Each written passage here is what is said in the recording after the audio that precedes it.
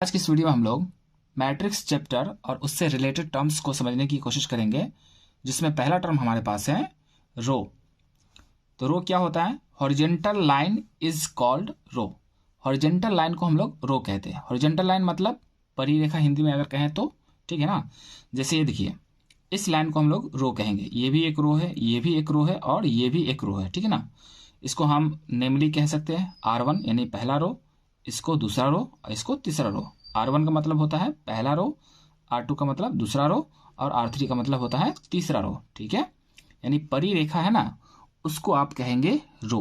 Clear है? उसके बाद दूसरा टर्म होता है हमारे पास कॉलम का, ठीक है। दूसरा टर्म होता है कॉलम। तो कॉलम क्या होता है? Vertical line is called column.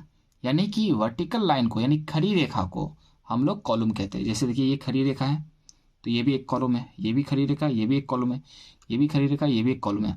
इसको नेमली हम कह सकते हैं C1 यानी पहला कॉलम, C2 मतलब दूसरा कॉलम, C3 मतलब तीसरा कॉलम, ठीक है। अगला टॉपिक हमारे पास है matrix. A rectangular array of the numbers real और कम्प्लेक्स और functions is called matrix. Matrix क्या है? रेक्टेंगुलर एरे है। किसका है? तो नंबर्स का। नंबर्स रियल भी हो सकता है, कम्प्लेक्स भी हो सकता है, या किसी फंक्शन का। मैट्रिक्स रेक्टेंगुलर एरे होता है नंबर्स का या फंक्शंस का। नंबर रियल भी हो सकते हैं, कम्प्लेक्स भी हो सकते हैं। अब यहाँ पे सवाल उठता है कि रेक्टेंगुलर एरे होता है क्या।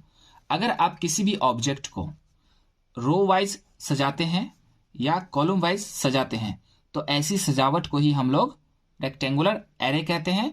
और जो रेक्टेंगुलर एरे होता है उसी को हम लोग मैट्रिक्स कहते हैं। A matrix is denoted by capital letters. Matrix को हम लोग कैपिटल लेटर से डिनोट कर सकते हैं, जैसे कि ए से कर सकते हैं, बी से कर सकते हैं, इसी तरह से XYZ से भी कर सकते हैं हम लोग, ठीक है।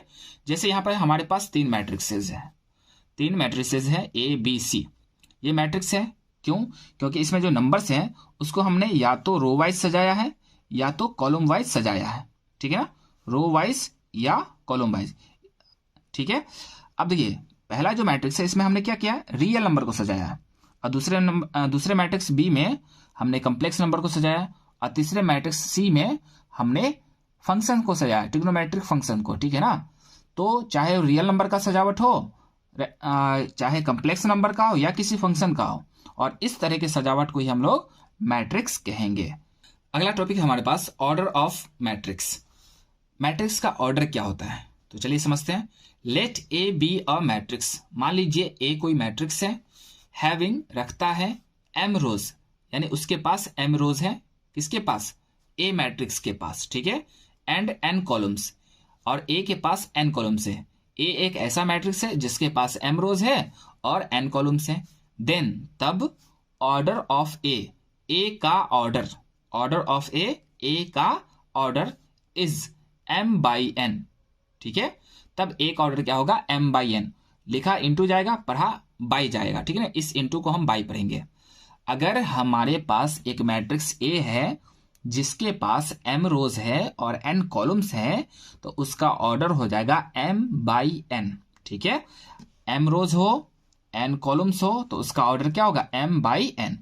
जैसे हमारे पास कुछ मैट्रिक्स दिया गया है और इसका ऑर्डर फाइंड करना है, तो ये मैट्रिक्स है, ठीक है ना। तो ऑर्डर जब भी बताना हो तो रो बाई कॉलम लिखना है, यानी रो की संख्या गुना कॉलम की संख्या।